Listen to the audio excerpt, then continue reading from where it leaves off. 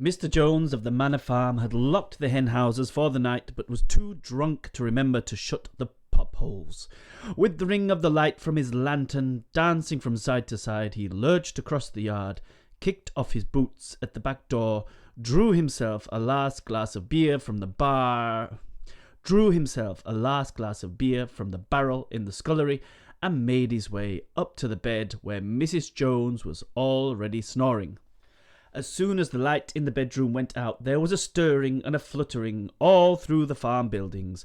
Word had gone round during the day that old Major, the prize middle white boar, had a strange dream on the previous night, and wished to communicate it to the other animals.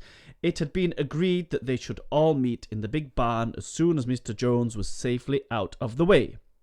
Old Major, so he was always called, though the name under which he had been exhibited was Willingdon Beauty, was so highly regarded on the farm that everyone was quite ready to lose an hour's sleep in order to hear what he had to say.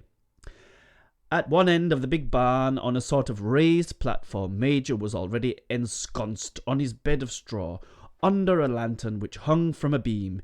He was 12 years old, and had lately grown rather stout, but he was still a majestic-looking pig, with a wise and benevolent appearance in spite of the fact that his tushes had never been cut. Before long, the other animals began to arrive and make themselves comfortable, after their different fashions.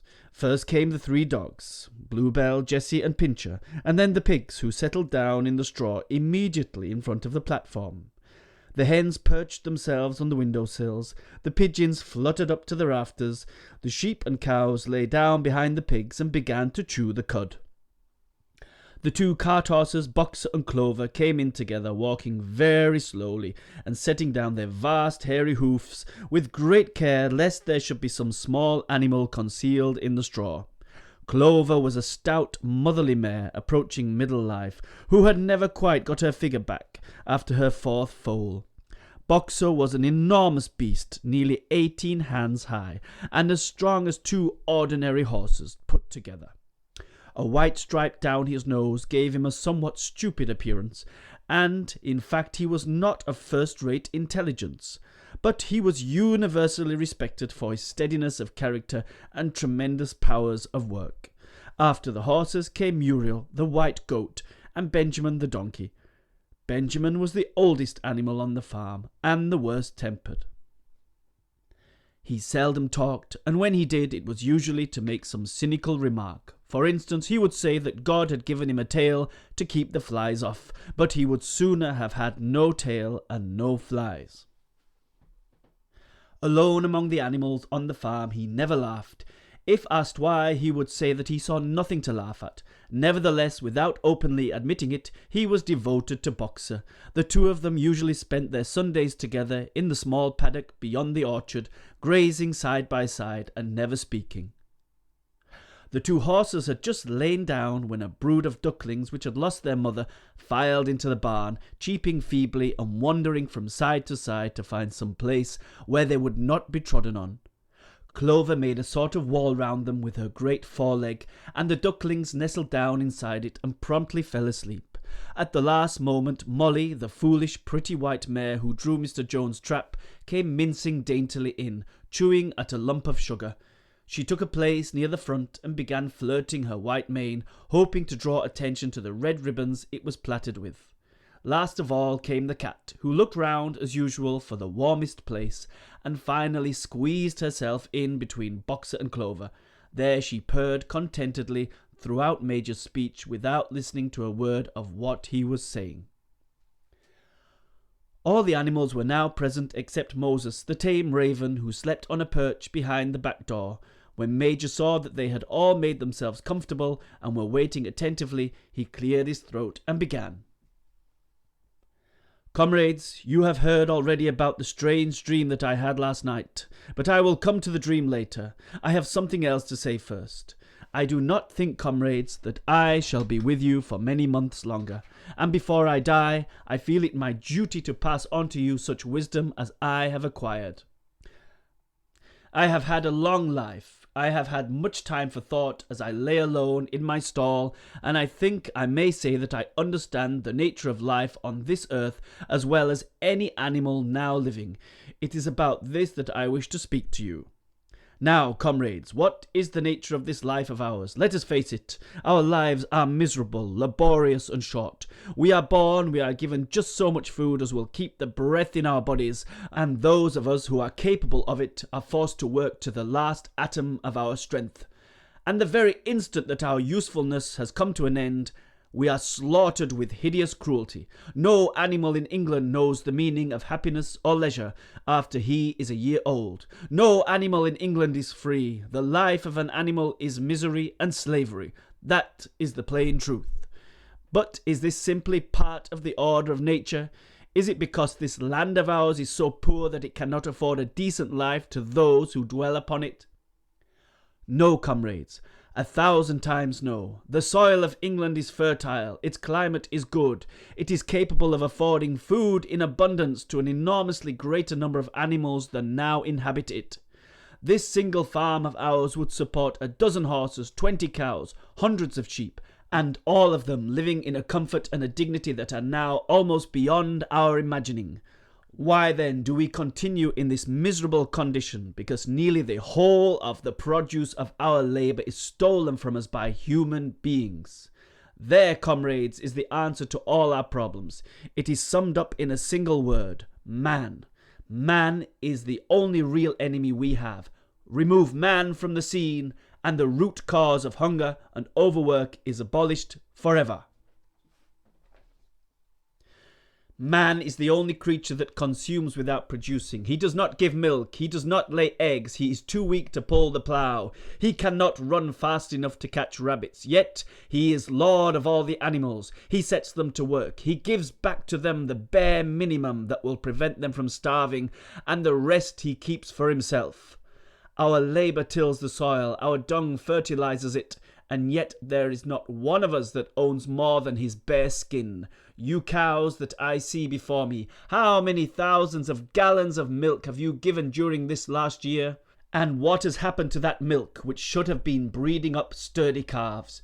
Every drop of it has gone down the throats of our enemies. And you hens, how many eggs have you laid in this last year? And how many of those eggs ever hatched into chickens? The rest have all gone to market to bring in money for Jones and his men. And you, Clover, where are those 4 foals you bore, who should have been the support and pleasure of your old age? Each was sold at a year old. You will never see one of them again. In return for your 4 confinements and all your labour in the fields, what have you ever had except your bare rations and a stall? And even the miserable lives we lead are not allowed to reach their natural span. For myself, I do not grumble, for I am one of the lucky ones. I am 12 years old, and have had over 400 children. Such is the natural life of a pig, but no animal escapes the cruel knife in the end. You young porkers who are sitting in front of me, every one of you will scream your lives out at the block within a year. To that horror we all must come. Cows, pigs, hens, sheep, everyone. Even the horses and the dogs have no better fate. You boxer, the very day that those great muscles of yours lose their power, Jones will sell you to the knacker, who will cut your throat and boil you down for the foxhounds. As for the dogs, when they grow old and toothless, Jones ties a brick round their necks and drowns them in the nearest pond. Is it not crystal clear, then, comrades, that all the evils of this life of ours spring from the tyranny of human beings? Only get rid of man, and the produce of our labour would be our own. Almost overnight we could become rich and free. What then must we do? Why, work night and day, body and soul, for the overthrow of the human race. That is my message to you, comrades. Rebellion. I do not know when that rebellion will come.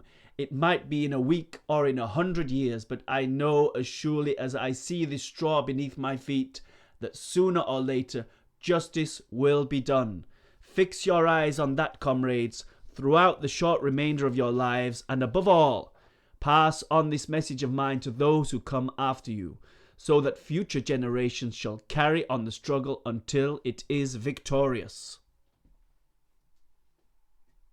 And remember, comrades, your resolution must never falter. No argument must lead you astray. Never listen when they tell you that man and the animals have a common interest, that the prosperity of the one is the prosperity of the others.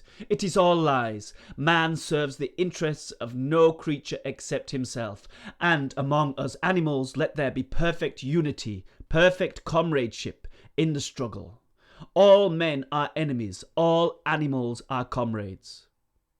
At this moment there was a tremendous uproar. While Major was speaking, 4 large rats had crept out of their holes and were sitting on their hind quarters listening to him. The dogs had suddenly caught sight of them, and it was only by a swift dash for their holes that the rats saved their lives.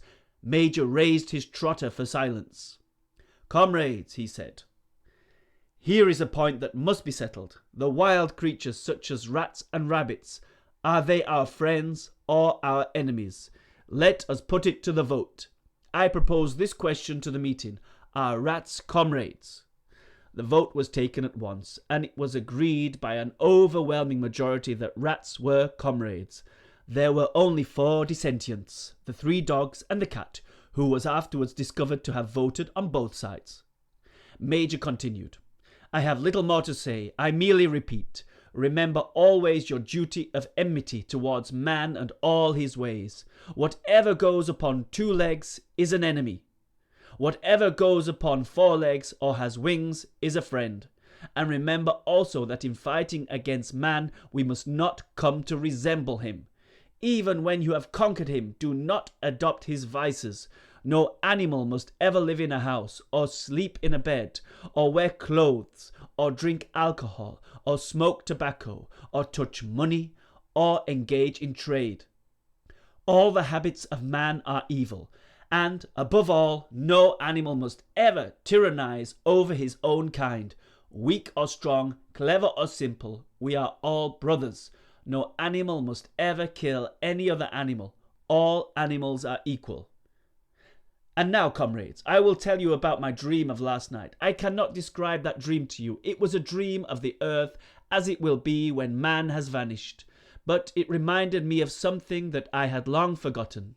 Many years ago, when I was a little pig, my mother and the other sows used to sing an old song of which they knew only the tune and the first 3 words.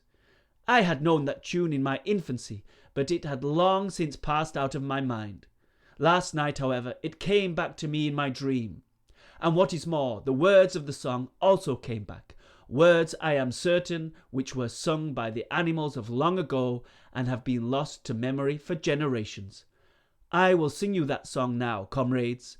I am old, and my voice is hoarse, but when I have taught you the tune, you can sing it better for yourselves. It is called Beasts of England.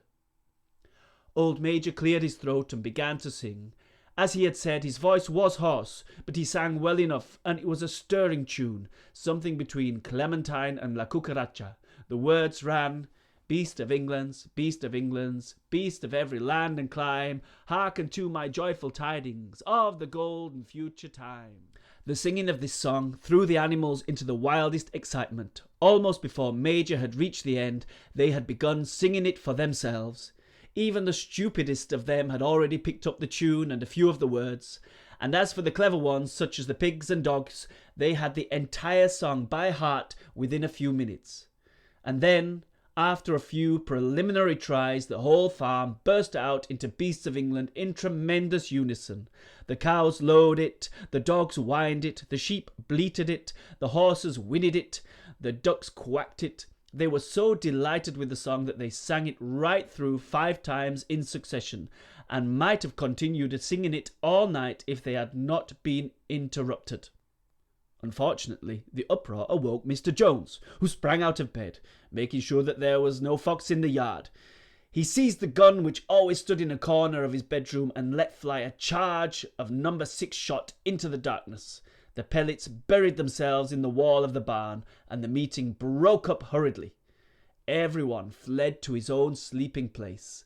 The birds jumped onto their perches, the animals settled down in the straw, and the whole farm was asleep in a moment.